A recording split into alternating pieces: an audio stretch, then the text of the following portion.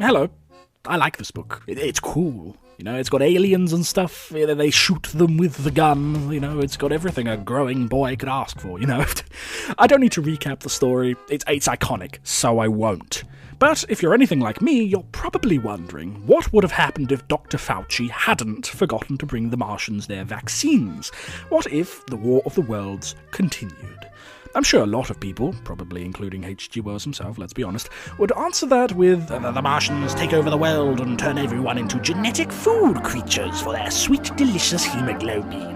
It's a reasonable enough position to take. After all, we see the efforts of mankind be swept aside by the oncoming Martian host with little difficulty. It is literally the point of the book. Oh, Tilly, you're just missing the point. No, I understand. I understand the point. I understand the allegory for Tasmanians and imperialism, the whole invasion literature angle, the whole power of nature thing he's got going on. But here's the thing, right? If you know anything about me and this channel, you know I'm the kind of guy who likes to overthink things. How did these Doctor Who lizard men evolve? What do the aliens from Halo taste like? Why did the goblin turn on the stove? Haha, stolen joke. I can get away with that because my channel is tiny. When your setting engages me, I'm going to start trying to rationalize or explain aspects of it through my own prism of understanding. War of the Worlds, one of my favourite books, right? So I like to figure out the in-universe lore and capabilities of the Martian invaders and whatnot. It's fun. This is how I have fun. This is why I have no friends. Before we begin, let me just lay some groundwork, so we're all on the same page here. For the purposes of this video, I'm going to operate off of the belief that the Martian invasion occurs from June to July of 1907, during that year's opposition of Mars. The reason I'm using this date specifically, instead of any of the other propositions, isn't because of the authorized sequel, like you might believe.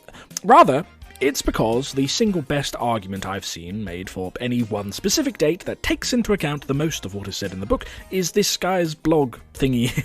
So, yeah. I'm also only going to be attributing to the belligerents capabilities they actually demonstrate. Whilst I suppose it's entirely possible that if the Martians hadn't all gotten the Arthur Morgan cringe cough and bloody died, they could have developed, I don't know, nuclear weapons, there's nothing in the book to suggest that they could do so, so I'm not going to include that as a factor. And also, only the book, right? Not the 1953 film, which was pretty good, not the 2005 film, which was garbage, don't try to argue, you know I'm right, not the 2019 BBC thing that I like to pretend never happened. Clear? Right, let's get started. Organised resistance to the Martians that we actually see or hear of in the book takes place over just a few days. After the first Martian cylinder lands on Horsell Common early in the morning and then promptly fries a crowd of gawkers that afternoon, the British Army arrives on scene with 2 Maxim machine guns, a squadron of hussars, and about 6 companies of infantry, which for the time was around 600 or so men. The second Martian cylinder lands a short distance away that night. The Martians in the craters are busy building something, though nobody yet knows what exactly. Further attempts at communication the following day fail, quite predictably, and at around 3 p.m, a single artillery piece, at either Chertsey or Addlestone apparently, begins firing into the pine wood that the second cylinder landed in, apparently to no success. At 5 p.m, an artillery piece, apparently from Woolwich, if I'm interpreting the artilleryman correctly, is finally arranged to be brought up for use at Horsell Common. An hour later, the fighting begins in earnest, when the first Martian fighting machines emerge from the crater. The time between the landing of the cylinder and the emergence of the first fighting machines is just shy of 2 days, about 41 hours give or take. Remember that, it is going to come back later. Rifles and machine guns prove ineffective against the fighting machines, which in turn let loose with their heat rays once again, raising everything before them in fire. The artillery gun is destroyed before it ever even gets the chance to fire, with only one of its crew surviving, whilst the infantry gallantly attempt to advance in skirmishing order, only to be swept out of existence by the heat ray. The efforts of the Maxim guns are similarly rewarded. Woking and the surrounding settlements are decimated by the Martians, and it is noted by the narrator that they have already begun attempting to abduct human beings. As we will find out later, that is for food. A third cylinder lands near Pireford that night. observed by the narrator during his attempt to return to Woking to return a cart he borrowed. How polite. The military hastily assembles in the town of Weybridge, intending to halt the Martian advance and ensure the safety of the refugee column streaming eastward on day 3 of the invasion. Units involved include the 8th King's Royal Irish Hussars, a number of grenadiers from an unspecified regiment, and several batteries of field artillery using obsolete 12-pounder guns, which makes me believe they were probably second-line units who hadn't yet been upgraded. 5 Martian tripods, given the time frame, likely all from the first cylinder, as it's a few hours too early for Cylinder 2, trust me, this is a generous assessment of the Martian capabilities, as we will see later, advance upon Weybridge, and come under fire from the artillery. They're able to knock out some of the guns, but during the fighting, one of the machines takes a shell directly to the canopy, completely decapitating the thing, killing the Martian inside, and neutralizing the fighting machine as an effective force. The remaining tripods close ranks, neutralize the rest of the guns, retrieve their dead comrade, and retreat back to Horsehill Common to lick their wounds. What followed was a period of preparation. The Martians realized they had underestimated human weaponry and retreated back to their cylinders to recuperate and prepare to continue the advance, whilst the British military, now awake to the full scale of the threat, mobilized, getting as many guns between Woking and London proper as possible given the short time frame. Most of these guns were, again, 12-pounders crewed by reservists and second-line crews, but a number of larger siege guns, more modern artillery, and supposedly a 95-ton wire gun, that's battleship artillery, being built at Woolwich Armoury were poured into the area, poised behind every corner and hill. The Martians, for their part, then advanced again in the evening. A battery of volunteer gunners fired ineffectually at one, then fled, allowing that fighting machine to advance upon and destroy another battery with impunity, taking the gunners by surprise. Yet another battery at St. George's Hill, either better trained or better led, toppled one of the fighting machines with a hit to its leg. However, they failed to land the killing blow and were promptly wiped out by another tripod that came to the aid of its downed compatriot. Had the Martians attempted to continue on like this, suffering potshots from every last gun levied against them, from every ditch, every corner, every hill, it's likely they probably would have failed to breach the London cordon, at least until the rest of the cylinders disgorged their reinforcements. They couldn't wait for this, however, as given the known landing sites, the Martians no doubt knew that these cylinders would be surrounded and destroyed before they could open. Remember how long it takes them to get ready. Being intelligent creatures in their own way, they recognized this, and began deploying a new weapon to win the day, known only as the Black Smoke. A sort of deadly aerosol. The Martians fired this everywhere a gun could possibly be, and in effect, completely blanketed everything before them in this deadly gas. The men manning their guns had the life choked out of them before ever even getting the chance to fire, and human resistance, completely helpless against such a weapon, collapsed utterly, and everyone who could joined the great exodus out of London. The Martians pursued the refugee columns east to the Essex shore, where people hurriedly boarded ships and boats of all manner, ready to flee to France and the north of England. What was left of the government retreated and regrouped in Birmingham, the great mass of the British Army stirring into action to construct a defensive line across the Midlands, and the Royal Navy set sail, moving to protect the evacuation convoys. At the mouth of the River Blackwater, one such evacuation site was attacked by 3 tripods, which began wading into the water to hunt down the fleeing humans. They would have succeeded had it not been for HMS Thunderchild, a torpedo ram/coastal defense ship attached to the Channel Fleet that attacked the fighting machines and put herself between them and the civilian ships. Unsure of what to make of this oncoming vessel, as after all the Martians were not familiar with large bodies of water, they first attempted to gas her. This, of course, had no effect. They then fired their heat ray, piercing through her hull and causing fires to erupt, but nonetheless, she returned fire with every gun she could bring to bear, smashing the first fighting machine to bits before the second fired again, destroying her. And yet, her flaming wreckage smashed into that second tripod, cleaving it in 2 with her ram before finally exploding with the full force of her magazines. In this explosion, the third tripod disappeared, either destroyed or forced to flee, and then 3 battleships of the Channel Fleet arrived on station to pick up where the Thunderchild had left off, but no further Martian attacks materialized. As they left, though, those aboard one of the civilian vessels sighted a large flying object shooting up into the sky in a great arc before disappearing back the way it came, quote-unquote, raining down darkness upon the land. Whatever that means, we'll get to that in a bit, don't worry. After those first 4 to 5 days, no further fighting seems to have occurred. The Martians, for their part, set up shop in central London, experimenting with their flying machine and feeding upon every human being they could find. Approximately 15 days went by, with no further combat, only for the Martians to then keel over dead from earthly microorganisms, as apparently, somehow, such life never evolved on their world. I didn't write it, don't blame me. And that's that. The war is over. Humanity floods back into London remarkably quickly, and order is restored. Everything seems to go back to normal within a month or two. The Martians never attempt a follow-up invasion. They instead decided to set up shop on Venus, because this was written in the 1890s, and at this point they thought Venus had jungles and stuff on it.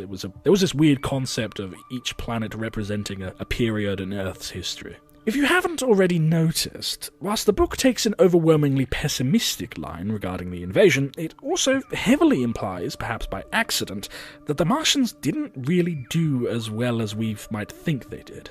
The speed by which normality is restored afterwards, the fact that there's no evidence of the Martians going anywhere other than this narrow corridor through London and Essex, the vulnerability of Martians to early 20th century human weapons.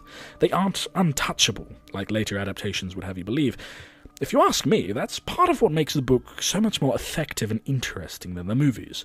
There's this sense of genuine contest in which man is legitimately outsmarted. The Martians are forced to adapt their strategies, as opposed to just walking forwards under impenetrable dome shields. And that, of course, leads us to... Imagine instead that the Martians simply have immune systems, so they don't die off on their own. The war continues. Figuring out how it might play out has proven surprisingly difficult. Let's start with available forces. The Martians have, at most, approximately 47 fighting machines at their disposal, alongside a smaller number of handling machines and possibly one prototype flying machine. Each fighting machine boasts one heat ray and one black smoke launcher that is actually used as an external weapon. It's something they carry, it's not part of the machine itself. They stand at roughly 100 feet tall. They're capable of moving at the speeds of an express train, which at the time meant about 60 to 80 miles per hour. They have armour proof against small arms fire, or at least against 303 British, but are vulnerable to artillery. Whilst shrapnel and splinters don't seem to bother them, direct hits from even small human field guns are enough to completely blow away the head of the fighting machine. All evidence seems to indicate that the only form of sensor or sight that the fighting machines possess is the good old Mark I eyeball, visual spectrum only. They seem to lack modern thermal sights, radar, lidar, sonar, any of it. They're entirely reliant on just looking out the window, so to speak, which is probably why hiding seems to work so well against them. The combat capabilities of the handling machines, meanwhile, are completely negligible. They're tiny, they lack proper weaponry. The flying machine, that right there, is the wild card. Described as huge and flat, we know next to nothing about how it would actually function. We don't even know if it would have been armed. We'll talk more about it in a minute though, don't worry. You might be wondering how I got to the number of 47 fighting machines. Well, 10 cylinders fell to Earth, and each cylinder contained either 4 or 5 fighting machines, given the timing of appearances early on. So a starting force of 50, let's say. Remember earlier when I said I was being generous to the Martians? This is how. If the force that assaulted Weybridge was from 2 cylinders, that means each cylinder contains a fewer number of fighting machines, meaning that the total Martian force is even tinier than it already is. They are already insanely outnumbered. Just to be fair, let's not make it any worse for them. We're going with 50. It's a nice round number. You got a problem, I'm sure you'll let me know. One of these was lost at Weybridge. Make that number 49. 2 of them were destroyed by HMS Thunderchild. Make that 47. Easy. Human forces, on the other hand, are rather more formidable, if you ask me. The entire 1907 Royal Navy, sans one coastal defence ship, that's 54 battleships, including HMS Dreadnought herself, 57 armoured cruisers, 58 protected cruisers, 8 scout cruisers, over 150 destroyers, 83 torpedo boats, a couple of dozen gunboats, and a couple of submarines. Britain was kind of lacking in that regard. A formidable fleet, to be sure, the most powerful on Earth, but stuck dealing with one major, tiny, itsy-bitsy little issue. They were at sea, and the Martians were on land. It kind of makes it hard to fight, you know? The British Army, on the other hand, did not have that problem. By 1907, the British Army was in the process of several major reforms brought on by the lessons of the Second Boer War. These reforms emphasised troop quality, small unit tactics. The total manpower figure from the year that I've been able to find sits just shy of 250,000 men. But of course, that's just the regulars. Add to that number the militia, yeomanry and volunteers, all of which were slated to become the territorial army that year, and the number is roughly doubled. The defence of London likely drew in all available forces in the southeast, at least as many as could be moved into position in the space of a day or so, and all of these forces were wiped out. Down to a man, probably. To be blunt, I have no idea how many men were deployed and died here, but I would estimate no fewer than 17,000. It's a ghastly figure, and that doesn't even account for civilian losses, which I would guess would be somewhere in excess of double that. It's essentially the first day of the Somme, nearly a decade early. But as terribly high as that figure is, it amounts to just 3.5% of the total British army, and that's not even including the Empire. By contrast, the Martians lost 8% of their invasion force in the same period, and bear in mind, given how small the Martian force is, each loss is critical. It's like losing entire field armies. When you put it like that, it doesn't sound quite so horrendous, does it? Then, of course, one must remember that Britain has the luxury of the single greatest empire in human history, and thus can call upon more or less a quarter of the entire human species, somewhere between 400 and 450 million people, at a time when there were only 1.7 billion of us to join the fight. The dominions combined could contribute hundreds of thousands more when properly mobilised, and India alone could muster millions just as they would during the World Wars. Adding even more to this, if the war continued, I can't imagine the great powers of Europe not taking the opportunity to get involved. At the end of the book, we see that humanity has mostly stopped fighting itself as a result of the war, so evidently the significance would not be lost on them. But I suppose when Europe might mobilise would depend entirely on how long Britain lasts, and then in turn how persuasive the pro-interventionist politicians may be in their respective governments. It would happen, but when is the question. By the onset of the 15-day stalemate after the fall of London, the British Army retreated to establish defensive lines across the Midlands, defending the government in exile in Birmingham. Part of this line includes the construction of what the book calls automated mines, a charming little bit of antiquated terminology which could either refer to the conventional minefield or, more likely, traps, similar to the great underground mines of the First World War, like those deployed at Messines Ridge, famously. The Martians, meanwhile, have set about establishing their base of operations in London proper, carrying out experiments with the aim of creating a flying machine for one purpose or another. The British Army readies itself for another attack, and the success of their defence hinges entirely upon their ability to counter.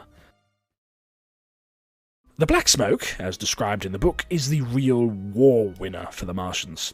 Think of the fighting machine as a main battle tank, the heat ray, of course, being the main gun. Effective? Yes. Insanely deadly? Absolutely. But vulnerable, in a way. Just as a tank caught out on its own by guys with anti-tank missiles is in a very bad spot, so too is the fighting machine, caught by human field guns. We see this at Weybridge, then again at St. George's Hill. How do they counter this? Well, they flush them out. For tanks, that job falls to the poor bloody infantry, the guys who go in and root out hidden foes, keeping the flanks secure so that the armoured fist can focus on punching directly through the enemy line. The Martians don't have the luxury of infantry support. Look at them. Can you imagine them running room clearance? Come on. So instead, they use the Black Smoke to achieve the same results. You don't need infantry to scrub the land clean when your enemy doesn't have hazmat gear and you can just gas everything. It works wonderfully for the Martians. It's through the Black Smoke primarily that the London cordon is smashed. The heat ray is reduced to a mere sidearm in comparison. The British Army didn't issue gas masks at this point because no one did. It hadn't been invented yet. At least the proper military gas mask hadn't. And so the gunners caught in clouds of black smoke had no defence other than to just flee before the cloud reached them and hope for the best. But what is the Black Smoke? Through descriptions we can gather that it's a sort of heavier-than-air aerosol that sinks to ground level and spreads.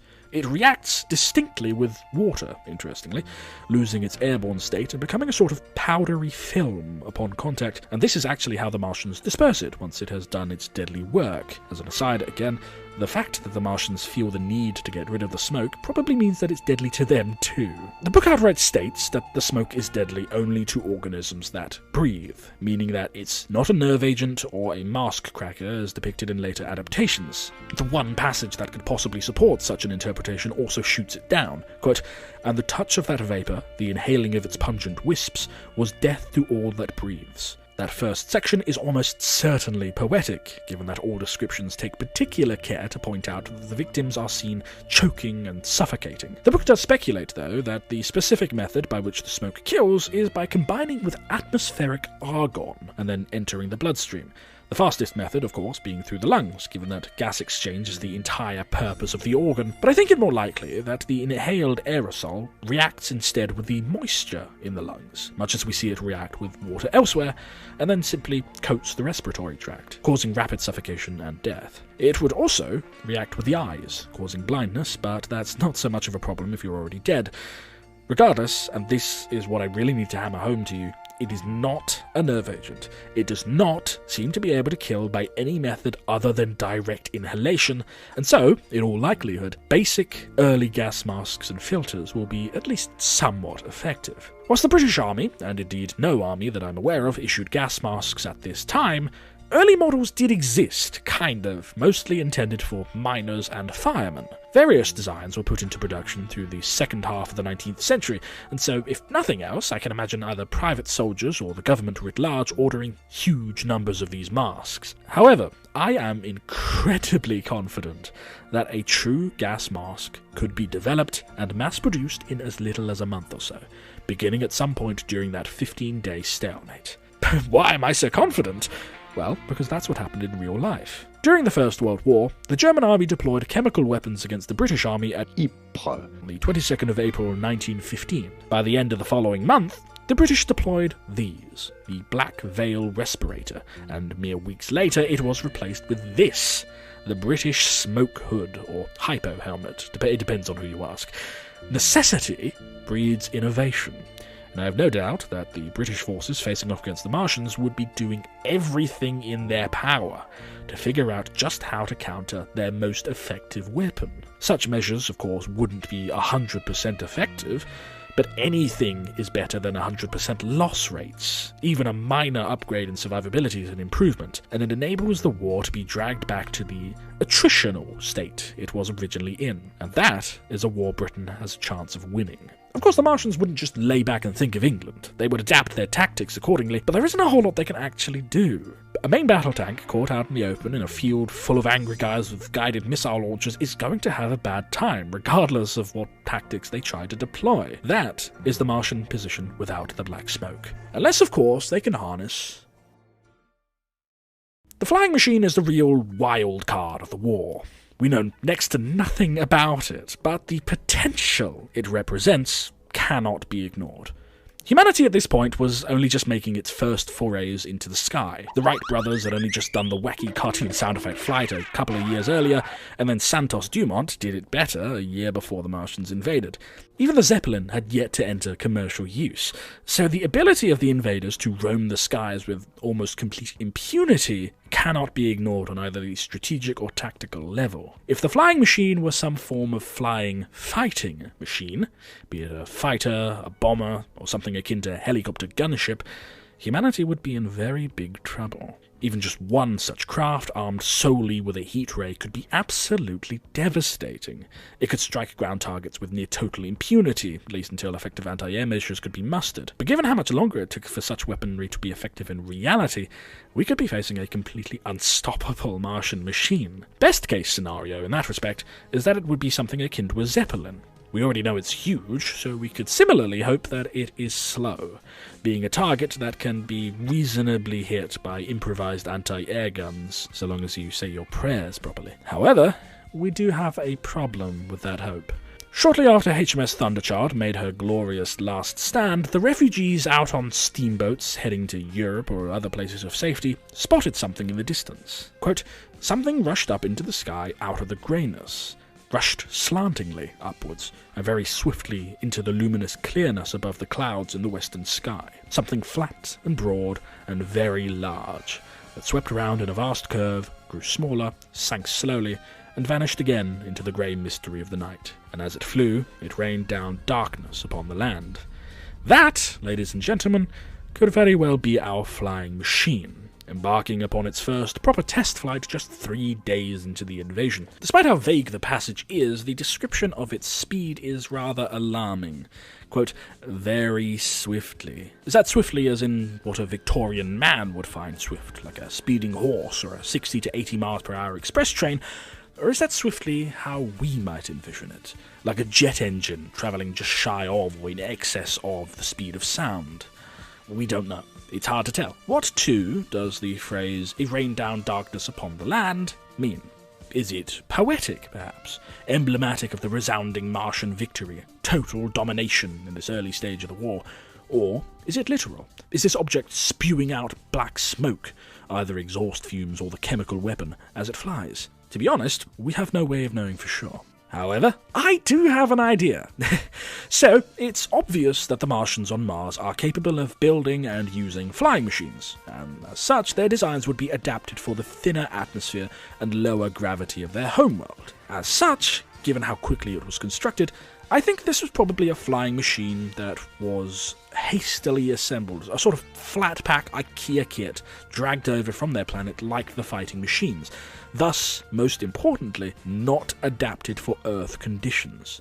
And then it's sent up like a sounding rocket, just to see if the damn thing can fly at all, and what changes will be needed to make it, effective. I think it's quite likely that the black smoke described as raining down from it may actually be discharge from a horrendously overtaxed engine that just isn't at all suited to the thick atmosphere of Earth. It's working several times harder than it should be just to overcome the higher gravity and to push through the thicker, almost soupier in comparison atmosphere. I mean, the simple factor that it's flying at all under these conditions is a testament to Martian mechanical genius, let's put it that way. As far as we know, at least one more test flight is conducted over the next 15 days, and that it was seen by the artillerymen, only for their work to be cut short when they succumbed to disease. As described by the artilleryman, this flight was rather less impressive, akin to a hover as opposed to the more impressive first flight, but it is evident that the Martians were making good progress. And yet, we still don't know the purpose of the craft. The artilleryman, perhaps constrained by his preconceived conceptions of what a flying machine is capable of given the time frame, seems to think it's a transport, not a warbird of any kind. This isn't exactly an unfounded position to have, though. It's huge for a fighter as we would know it. The way it's described makes it sound several times the size of the fighting machines, more like a Zeppelin in that respect. But, given how the Martians have only 47 combat vehicles at their disposal, I have a hard time imagining it wouldn't be weaponized in some respect. There is a third option though. It could be a harvester of sorts, used to zip around the area under Martian control, looking for signs of human activity. Humans that can be retrieved for use as food. After all, the Martians need to drink blood to survive, and humans, being a close analogue to a different Martian species that seems to be farmed by the main squid-looking ones, are their preferred snack. It could also be a flying command center of sorts, a mobile nexus that would back up the fighting machines in their advance. What then about the human ability to counter it? Well, whilst improvised forms of anti-aircraft artillery show up throughout the 19th century, it wouldn't be until 1913 that France and Germany, not Britain, pushed into service dedicated anti-air guns. Britain wouldn't follow suit until the necessities of World War I forced them to, but in 1907 this is all theoretical. The closest thing British would have access to would be field guns, propped up on elevated mounts, and the QF 1-pounder pom-pom gun, which in real life proved very poorly suited to air defence due to limited range and inadequate shells. One of the big issues they faced was over-penetration. They would fail to detonate on aeroplane fabric, which probably wouldn't be an issue against the Martian flying machine because, well, it's most likely made of metal. Whilst I've no doubt that the British Army would figure something out, I do have my doubts as to whether or not this could be done before the flying machine causes irreparable breaches to the Midlands Line or any prospective counterattack. If the flying machine is a fighter or bomber capable of speeds in excess of 100 miles per hour and equipped with at least one heat ray, the damage it could deal to human forces verges on the extreme, whilst humans on the ground would be aided a little bit by the lack of sensors aboard the craft, equipped for anything other than visual spectrum detection. The simple fact is, the heat ray is as simple a weapon to operate as they come, a literal point-and-click affair. It would be difficult to hit such a craft in motion from the ground with weaponry powerful enough to actually hurt it. As an aside though, I reckon the flying machine is probably not as well protected as the fighting machines. Not vulnerable to small arms, of course. I think by necessity, in order to achieve worthwhile flight, the weight restrictions would result in decreased armour. Of course, for all we know, the one-powder pom-pom could very well deal serious damage to a fighting machine. We never see it in action. It certainly packs a punch harder than 303, but regardless, I think should they strike the flying machine specifically, they would cause serious harm. But that is the crux of the issue, actually hitting the bloody thing. Even by the time guided missiles took over, hitting aircraft with surface guns was difficult. Not impossible, obviously, but even with all the experience and technological advancements present in the late 1950s, it would still take quite a lot of fire to guarantee a hit. As for 1907, the word I would use to describe such capabilities would be laughable. There's testimony from a pilot during the First World War who saw a particularly pretty cloud as he flew over a city, and only after several minutes of watching did he come to realize that this cloud was actually shells bursting, fired from AA emplacements on the ground that were actively trying to kill him. Of course, the Martian flying machine is big, certainly bigger than any First World War contraption, but it's a lot harder to hit something flying very swiftly when you're stuck using artillery sights and irons than games like Battlefield 1 would have you believe, let me put it like that. If enough guns were blazing away, the laws of sheer probability would indicate that at least a few shots would get in the ballpark of hitting, but that's just it. Could the British spare enough guns? I can't imagine the Martians don't at least understand the basics of combined arms operation. If and when they strike north against the Midlands line, they're going to use the flying machine alongside the fighting machine, assuming, of course, that the flying machine is indeed a weapon and one intended for the battlefield, not merely to flatten cities like a strategic bomber. The army needs every gun on station just to stand a chance at repelling the fighting machines. Forcing them to split the guns between land and sky would seriously decrease available firepower for any one engagement. Of course, the Midlands line wouldn't be thin, mind you. Defence in depth and the value of deep, flexible defensive strategy was well understood by the militaries of the day, but would it be enough? I don't know. Of course, there is only one of them. All it would take would be one lucky hit, and the playing field would be somewhat level again. Stranger things have happened in war, I suppose. It's not like such 1 in a million shots don't happen. Case in point, HMS Hood. Personally, though, I think the next phase of the war would begin before the flying machine could be brought into full operation. But even if it was, I think after a lot of trial and error, the flying machine would eventually be destroyed or forced out of action for its own protection. What's that? Thinly veiled cope? No, shut up! Seriously though, I do think that to be the most likely outcome. It's a weapon, sure, but it's no nuclear bomb, and there's no Martian government you can surrender to, so they're gonna have to keep fighting. On that topic, they can't get any for 2 years. Yeah, they seem to need the planets to be in opposition in order for them to get a journey short enough for them to survive, as well as to be accurate enough to land in the vicinity of their targets. By the time the Martians set up shop on Earth, after a couple of days of fighting, that window of opportunity is gone. Simple fact of the matter is, in the book, if they could have sent them, they would have. The whole point of the invasion was to allow for the colonization of the planet. You need more than 50 walking boilers and one fighting machine to do that. They know that, you know that, I know that, everyone knows that. So, mission objective for the Martians, survive. For 2 years. Then you get the Coca-Colas, do the transit Easter egg or whatever, I don't know, you do you. Seriously though, this would have an impact on the Martian strategy. Would they focus on fortifying their holdings in London against potential counterattacks? After all, doing so would allow for the fullest concentration of their formidable firepower in one place, whilst removing the ambush capabilities and the defensive advantage held by humanity. Sounds good, right? Well, not really. In actuality, such a concentration would merely play to the strengths of the humans, who possess weaponry capable of striking further than the Martians. You don't need your artillery to be in visual range in order to bombard something, do you? Humans can simply use their superior numbers to outmaneuver such a limited number of invaders, keeping out of their range and just pummeling them. The saying fish in a barrel comes to mind, assuming of course said barrel can incinerate a solid percentage of those who try getting close. So then, would the Martians take the offensive, attempting to deliver the knockout blow to a disorganised and confused British army? If they were smart, they'd have done this from the start, not even bothering to take the 15 days to build up their base of operations. If they continued to drive northwards with the same ferocity, shock and awe they demonstrated in taking London, I'd say their chances of ending organised resistance in Great Britain would be pretty damn high. The best we humans could hope for would be the evacuation of enough of the population and government to continue the fight from elsewhere in the Empire, relying on the Royal Navy to keep the Martians penned in on the island. And yet, that's not what the Martians did, is it? They stopped. There must be a reason for this. Could they be tired? Running out of fuel or ammunition? Hungry? Scared? Complacent? Your guess is as good as mine. But whatever the reason, the Martians did not move. Do not appear to have intended to move until the flying machine was complete. And if, after 15 days of work, all they've gotten their flying machine to do is hover in place, I can't imagine it would be ready for combat for at least another 15 days, probably even longer. The simple fact is, they've lost the initiative, and they know it. Any strike northwards would cause irreplaceable losses for minimal gain, degrading their capability to hold their conquest for the requisite 2 years in order to get reinforcements. The ball falls back into the court of humanity, and thus begins. By the tail end of the 15-day ceasefire, I believe the British establishment, having restored itself to operation in Birmingham, would have transformed much of the panic, shock, horror and utter demoralisation into something rather more useful for a wartime government. Anger, loss of London, the deaths of so many innocents, the inhuman nature of the invaders, the tales of heroism and sacrifice both true and embellished for the sake of national spirit, shall we say.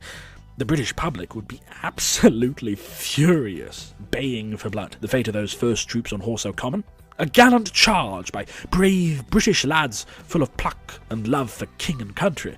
The loss of the Thunderchild. A demonstration of the noble fighting spirit of the Royal Navy. We are talking about the single greatest shock to the modern British psyche since the Zulu War. Imagine if the Blitz spirit carried with it a level of bloodlust that rivals Second World War Japan. This is the kind of response we're talking about here. I know the British public. I am the British public.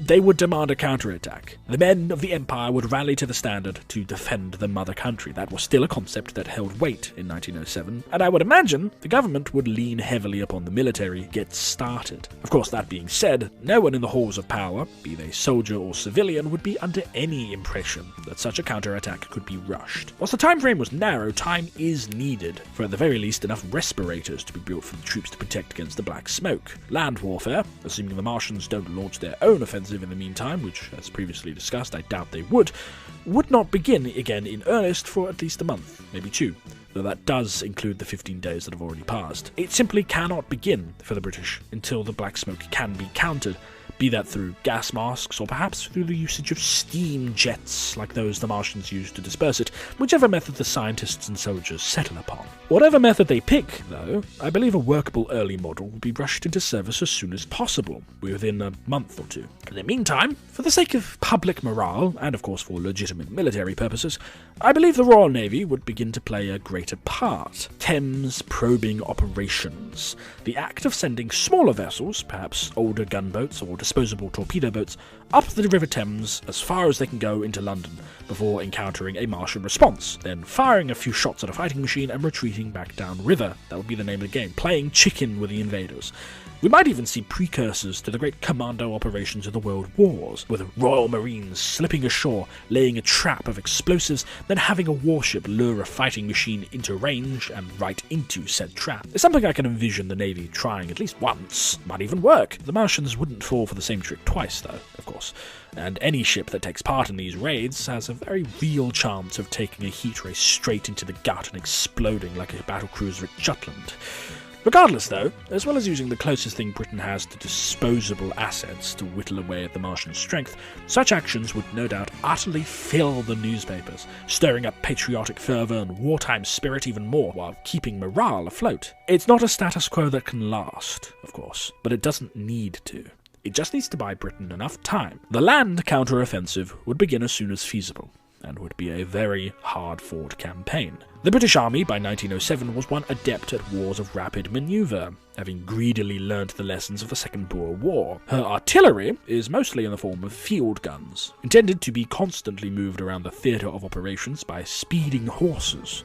This specialisation lends itself well to the rapid movement of effective guns throughout the line of advance, but it does mean that the British Army lags behind its continental counterpart when it comes to heavier, longer-ranged artillery.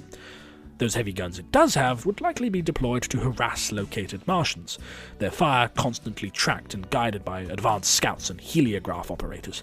If nothing else, the need to avoid artillery fire will slow down a fighting machine, perhaps even forcing them into pre-established kill zones by making entire sectors impassable by sheer weight of fire. Assuming the Martians elect to fight in open country, sallying out from London in order to use their speed and mobility advantage, as well as to minimise the risk to their home base, this is how I imagine the war proceeding.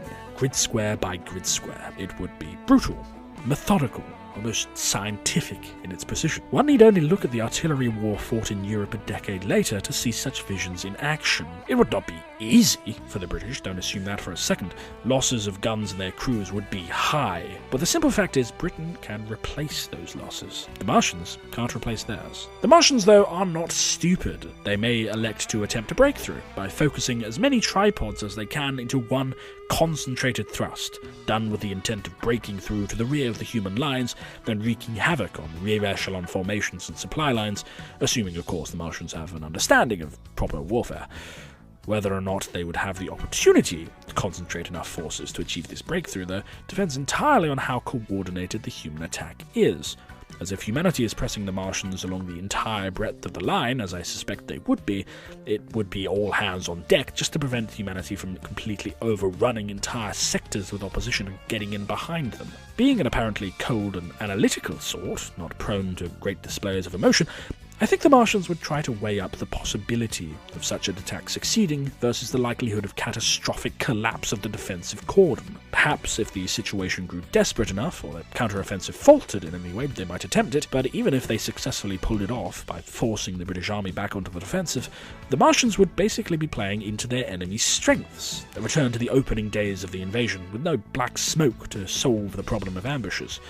Even if the counter-offensive failed, mankind had the luxury of retreating back behind the Midlands line, or even to Europe, behind a wall of guns and fields packed with mines, pitfalls, and all manners of traps. For all their power, the Martians are in a remarkably bad spot on the strategic level here, brought on entirely by their inability to continue pressing home their advantage after London fell.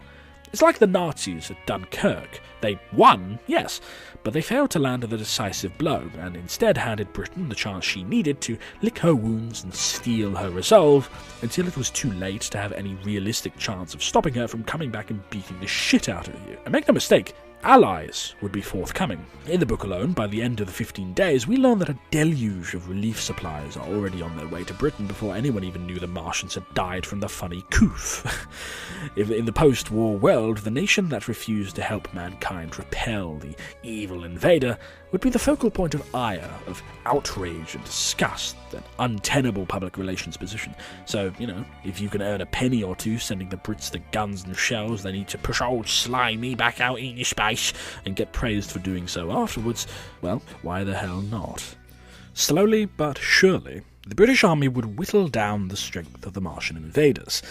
Every tripod is irreplaceable, every Martian loss catastrophic insofar as proportions are concerned.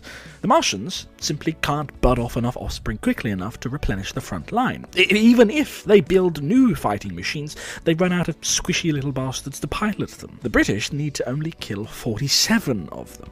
And whilst the Martians certainly wouldn't make it easy, there's only so much they can do in the face of overwhelming firepower, especially when they lack the means to strike back in equal fashion. The Martians do not have artillery. The closest equivalent they have is the black smoke, and as previously discussed, that's now being effectively countered. Whilst the heat ray can certainly burn anything it sees, that's just it. It needs to see the enemy to actually kill them. Artillery doesn't. Against a fully mobilized human army throwing everything they've got into the fray, well, the Martians, as shown in the book, just aren't advanced enough for their technological supremacy to fully bridge the gap. In terms of combat capabilities, this isn't modern tank squad dodge and fights Roman legions, so much as Napoleonic linear armies fight a couple of dozen Ned Kellys. It'll suck for the guys on the ground, war always does, but it's not really a winnable situation for the invaders here. The best they can really hope for is to make entry into London as difficult as possible, a real killing field. Stall for as long as they can until they can get the flying machine up and running and outfitted with some kind of weapon. Then they can just hope the shock and awe of the machine takes the pressure off a bit. At least long enough for them to force some kind of retreat. I don't really see that happening, though. If it came down to it, I don't doubt that the British Army would absolutely level London in order to retake it in a timely fashion if they had to. If the Martians make approach impossible, the armed forces would just sit back beyond the horizon and fire everything they got into the city, flattening entire boroughs just to kill one tripod. You might be wondering, well, where are they getting the ammunition? What about the shell shortage? Even with the South intact, Britain struggled to supply its artillery in World War I, and yeah, good question. I'm confident that imports, both from the Empire and other powers, would pick up the slack, as well as enable the army to replace lost guns. Think something along the lines of Lend-Lease, but probably without the expectation of repayment, Commonwealth of Man and all that, you know how it is. By the end of it, I have images in my head of flying columns of cavalry dashing into London, charging against handling machines in Martian prison camps, whilst sappers bust open the cages and free the prisoners inside. Those few fighting machines still operational by this point would be squeezed between the rock, that is British artillery, and the hard place, that is the waiting Royal Navy, and they would promptly be smashed to bits in a valiant but futile last stand. It may take weeks, months, maybe even a year, but eventually, through sheer brute force, I believe the British military would prevail. The Martians have lost their key advantages. Whilst they're intelligent enough to develop tactics to compensate, the simple fact is that so would mankind. And when mankind outnumbers you by several orders of magnitude, nothing short of a miracle can secure victory. Eventually, after tens, perhaps hundreds of thousands of deaths, London would be restored to its rightful owners, and mankind would emerge both victorious and with a new outlook on their place in the universe. Britain would be restored, her people both traumatized by war and galvanized by their righteous, hard-fought victory. And so we enter. On the political side of things, this is not a timeline in which I see the great empires of Europe falling. With no First World War, after all, how can we fight each other when at any time the Martians might return? The empires wouldn't bankrupt themselves, and with all of mankind looking skyward for threats, I would imagine the desire for independence may dissipate from many of the former colonies, at least those in which the populace can be informed of what has happened, and for those that can't, well, those resources are needed. What if the Martians come back? That would be the justification we would see. For somewhere like India, I would imagine the attitude, even amongst the pro-independence crowd, would become something akin to, well, if we leave the Empire won't come to our aid if the Martians choose to attack us next. Better the devil we know, after all, we're all human. And for the part of the British specifically, imbued with both gratitude for the Empire for its aid and the noble spirit of human unity, I would imagine a form of united imperial federation taking hold eventually.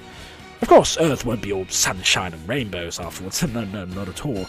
But I don't agree with the idea presented by a number of spin-offs that Britain would fall into some kind of steampunk techno-fascism fueled by constant paranoia, which the rest of the world would just kind of ignore or be utterly subjugated. The book itself states that humanity, in the face of this alien foe, would eventually come together. A commonwealth of man, in spirit at least, if not yet politically binding. And for once, I actually agree with authorial intent. Wow, big shock. Mankind, now with a truly alien common enemy, would finally have the impetus necessary to put aside as many of our squabbles as practical, and the great imperialist powers would instead look skyward, working together towards a day in which human boots may land on Mars and conquer the Red Planet, for king, for country, for mankind, for revenge. At least that's what I think. What do you think? You probably disagree, don't you? Oh, Tilly, you're missing the point of the book. This is an unholy combination of HFY and Britwank. That's what you're going to say, I can feel it. This is just one potential course of the war. Should Britain fall, we can imagine a war of the worlds that lasts years, a truer equivalent to the First World War, as the great powers of Earth fight their own battles against the Martian invaders, perhaps even a second wave, assuming of course the Martians can figure out how to send more than 10 cylinders during each opposition. You can make your own version, of course, one where France holds back the Martians, they shall not pass, Verdun with aliens instead of Germans, go for it. One where Germans hold off the Martians, go for it. Americans, Russians, Indians, Japanese, Chinese, anyone you want, go for it.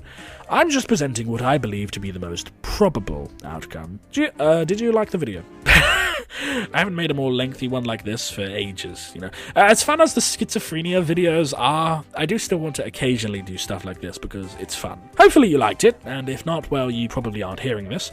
Like and subscribe because I'm a filthy, shameless bastard who needs your engagement. Bye-bye.